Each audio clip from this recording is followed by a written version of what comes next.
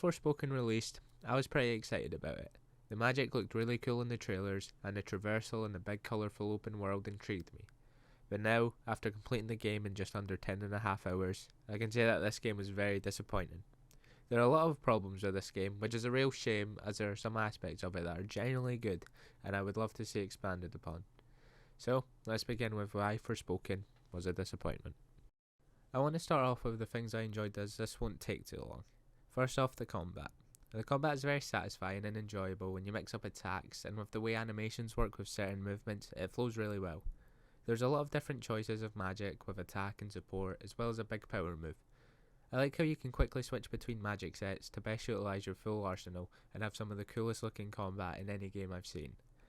Dodging attacks can feel clunky though, as since the game's dodge is for you if you're holding down circle, it could dodge when you didn't want to or too early and you'll still get hit as your invincibility frames will have ended by then, which happens far too often in the game and feels cheap as you think you've evaded an attack but then still get hit regardless. Next I want to mention the bosses, however mainly just the story bosses. The bosses in the world or in things like the labyrinths are pretty good at best, but for the most part are just average and repetitive. But the main bosses is where I think this game shines the most. The Tantas and the final boss are incredibly fun and unique, with different playstyles needed to fight them all. They have certain gimmicks which are cool, however if anything take away from the engagement of the fight.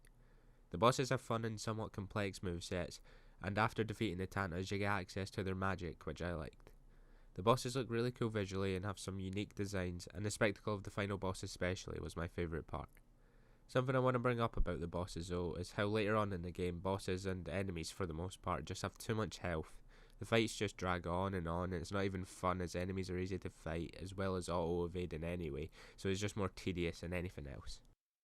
I also liked how you upgraded your magic attacks. You unlock them with your mana, but to upgrade them you have to do challenges about that specific magic, which was fun and made me use more spells than I would have otherwise.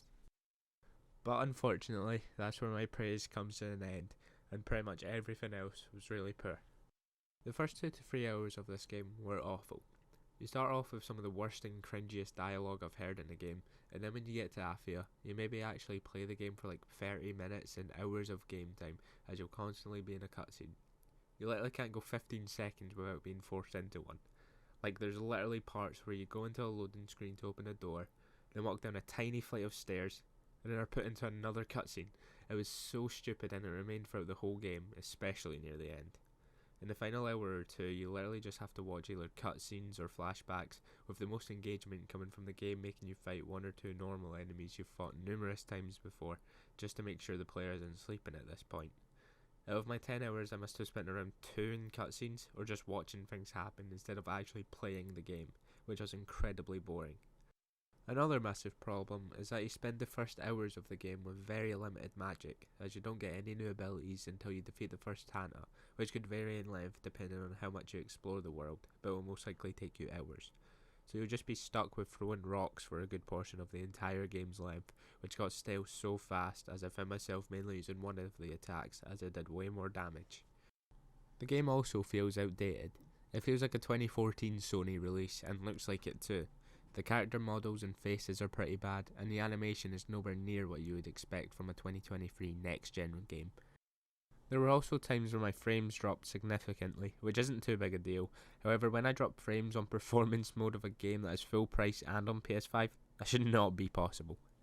The open world is terrible too, and one of the worst parts.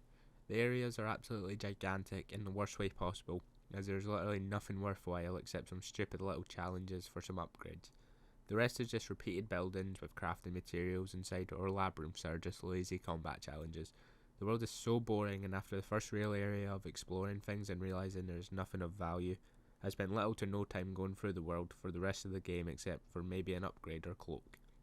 It feels like the developers just put in a massive area and copy and pasted enemies and buildings throughout with no real goal or purpose. The world is bland and lifeless, and each new level just feels like the last one with a different colour scheme throughout. There is no real incentive to explore the large world, and I found myself just running from main mission to main mission. So to conclude, I will say that the game starts off horribly. However, when I started unlocking more magic and getting to the better bosses and getting more familiar with the combat, the game grew on me slightly. However, a few good components to a full price PS5 game is nowhere near good enough, and this game is not worth your money.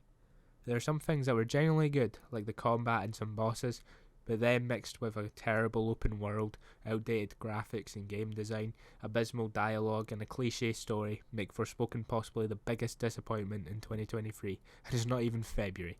I pray that the rest of the year is much better, and it looks that way with some big releases planned even within the next few months, so yeah, fingers crossed.